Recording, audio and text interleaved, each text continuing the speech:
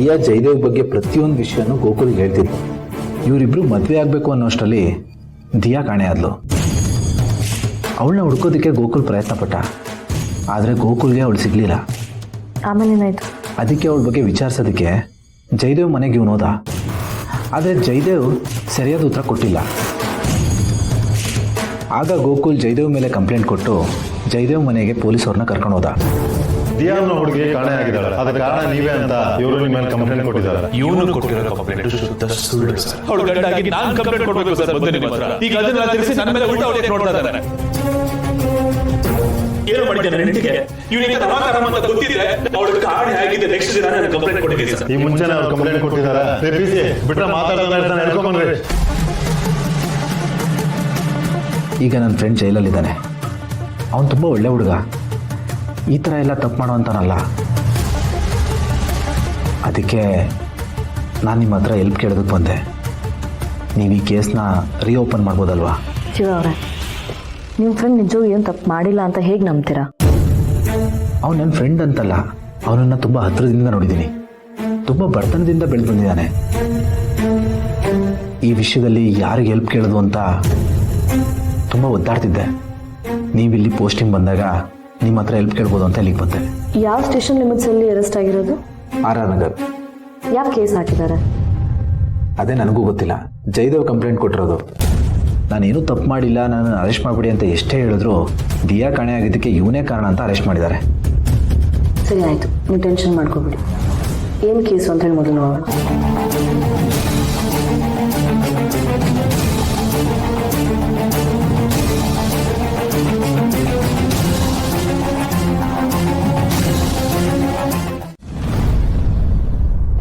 ಬನ್ನಿ ಕೂತ್ಕೊಳ್ಳಿ. Thank you. ಹೇಳಿ ಮ್ಯಾಮ್, ಏನೋ ಬರೋದಕ್ಕೆ ಹೇಳಿದ್ರಿ? ಇವ್ರು ಜೀವ ಅಂತ ನನ್ನ ಕಸಿನ್ ಬ್ರದರ್. ಹಲೋ. ಅಜಯ್ ಅಂತ ಸರ್ಕಲ್ ಇನ್ಸ್ಪೆಕ್ಟರ್. ಸರ್, ವಿಷಯ ಏನು ಅಂತಂದರೆ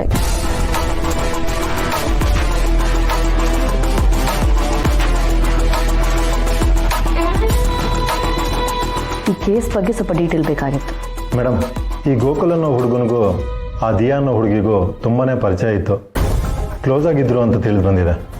ಅಷ್ಟೇ ಅಲ್ಲದೆ ಅವರಿಬ್ಬರು ಮದುವೆ ಆಗಬೇಕು ಅಂತಿದ್ರು ಅನ್ನೋದು ಅವನು ಕೊಟ್ಟಿರೋ ಸ್ಟೇಟ್ಮೆಂಟಿಂದನೇ ಗೊತ್ತಾಗಿದೆ ಮೇಡಮ್.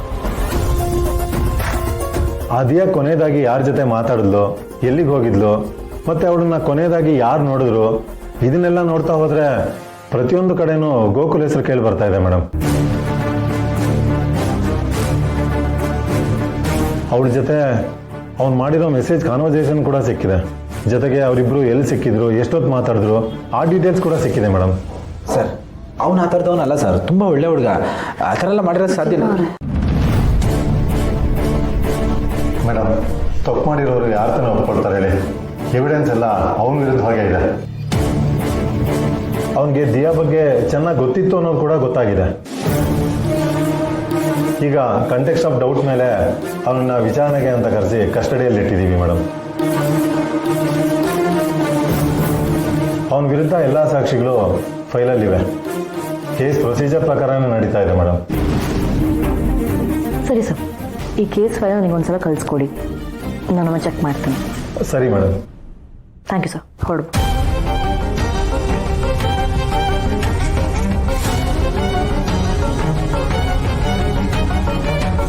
ಜೀವ ಅವರೇ, ಅವ್ರು ಹೇಳಿದ್ದನ್ನು ಕೇಳಿಸ್ಕೊಂಡ್ರಿ ಅಲ್ವಾ? ಎಲ್ಲ ಸಾಕ್ಷಿಗಳು ನಿಮ್ಮ ಫ್ರೆಂಡ್ ವಿರುದ್ಧವಾಗಿಯೇ ಇದೆ. ಅವ್ರು ಹೇಳಿದ್ದೆಲ್ಲ ಕೇಳಿಸ್ಕೊಂಡ್ಮೇಲೆ ನನಗೆ ತುಂಬ ಭಯ ಆಗ್ತದೆ. ಇದೆಲ್ಲ ಪಕ್ಕ ಪ್ರೀ ಪ್ಲ್ಯಾಂಡ್. ಗೋಕುಲ್ ಆ ಥರ ಹುಡುಗ ಅಲ್ಲ. ಪ್ಲೀಸ್ ಪ್ಲೀಸ್ ಅವ್ನಿಗೆ ಹೆಲ್ಪ್ ಮಾಡಿ. ಹೇಳ್ತಾ ಇದ್ದೀನಲ್ವಾ, ಮೊದಲು ಕೇಸ್ ಏನು ಅಂತ ನೋಡಬೇಕು, ಅದ್ರಲ್ಲಿ ಏನಿದೆ ಅಂತ ತಿಳ್ಕೋಬೇಕು. ಅವ್ರ ಪೊಸಿಷನಲ್ಲಿ ನನಗಿಂತ ಕೆಳಗಡೆ ಇರ್ಬೋದು, ಆದರೆ ಎಕ್ಸ್ಪೀರಿಯನ್ಸಲ್ಲಿ ನನಗಿಂತ ಸೀನಿಯರ್. ಎಂಕ್ವೈರಿ ಮಾಡಿನೇ ಕೇಸ್ ಫೈಲ್ ಮಾಡಿರ್ತಾರೆ ಅಲ್ವಾ? ಜೀವ ಅವರೇ, ಅವ್ರು ನಿಮ್ಮ ಫ್ರೆಂಡ್ ಅನ್ನೋ ಎಮೋಷನ್ಸಲ್ಲಿ ಮಾತಾಡ್ತಾ ಇದ್ದೀರಾ, ಆದರೆ ಕಾನೂನಿಗೆ ಎವಿಡೆನ್ಸ್ ಮುಖ್ಯ, ಪ್ರೂಫ್ ಮುಖ್ಯ. ಅವ್ರು ತಪ್ಪು ಮಾಡಿದಾರಾ ಇಲ್ವಾ ಅಂತ ಹೇಳಿ ಎಮೋಷನ್ಸ್ ಮೇಲೆ ಡಿಸೈಡ್ ಮಾಡೋಕ್ಕಾಗೋದಿಲ್ಲ ಅಲ್ವಾ? ನೀವು ನನಗೆ ಹೆಲ್ಪ್ ಮಾಡ್ತೀರಾ ಅಂತ ಇಲ್ಲಿ ಬಂದಿದ್ದೀನಿ. ನೀವೇ ಹೀಗೆ ಹೇಳಿದ್ರೆ ಹೇಗೆ? ಭೂಮಿಕಾ, ಹಾಂ, ಇದೇನು ಮಲ್ಗೋ ಟೈಮ್ ಆಯಿತು, ಇನ್ನೂ ಇಲ್ಲೇ ಕೂತ್ಕೊಂಡಿದ್ದೀರಲ್ಲ? ಮಲ್ಲಿ ಇನ್ನೂ ಬಂದಿಲ್ಲ, ಅವಳಿಗೋಸ್ಕರ ವೇಟ್ ಮಾಡ್ತಿದ್ದೆ. ಬರ್ತಾಳೆ, ಅದೇ 9 to 6 ಜಾಬಾ. She is a police officer. ಕೆಲಸ ಇದ್ರೆ ಟೈಮ್ ಎಲ್ಲ ನೋಡಲ್ಲ. ನೀ ಬನ್ನಿ. ಏನು ಪೊಲೀಸ್ ಆಫೀಸರ್ ಆಗ್ಬಿಟ್ರೆ ಚಿಂತೆ ಆಗಲ್ವಾ? ಇಷ್ಟೊತ್ತಾಯ್ತು ಇನ್ನೂ ಬಂದಿಲ್ಲ ಅವಳು. ಬಂದ್ಯಾ ಅಕ್ಕರೆ?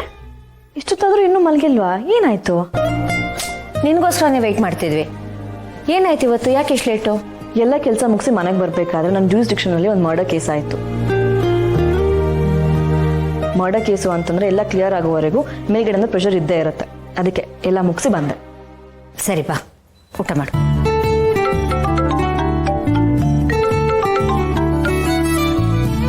ಹಲೋ. ಹಾಂ, ಓಕೆ. ಪಬ್ಲಿಕ್ ಯಾರನ್ನೂ ಅಲ್ಲಿ ಬರೋದಕ್ಕೆ ಬಿಡಬೇಡಿ.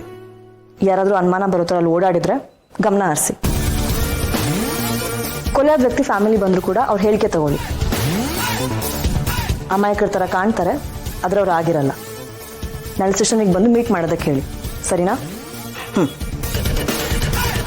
ನೋಡಿದ್ರೆ ಗೌತಮ್ ಅವರೇ, ಫೋನ್ ಬಂದ ತಕ್ಷಣ ವಾಯ್ಸು ಫೇಸು ಫುಲ್ ಚೇಂಜ್. ಇಷ್ಟೇ ಅಲ್ಲ, ಇನ್ನು ಮುಂದೆ ನೋಡ್ತಾ ಇರಿ, ಮನೆಯವ್ರನ್ನೇ ನಂಬಲ್ಲ, ಅಷ್ಟು ಚೇಂಜ್ ಆಗ್ಬಿಡ್ತಾಳೆ. ಬಾಬ್ನವರೇ, ಟ್ರೈನಿಂಗಲ್ಲಿ ಮೊದಲು ಹೇಳ್ಕೊಟ್ಟಿದ್ದೆ ಅದು. ಯಾರನ್ನು ನಂಬಾರ್ದು, ಎಲ್ಲನೂ ಅನುಮಾನ ದೃಷ್ಟಿಯಿಂದ ನೋಡಬೇಕು ಅಂತ.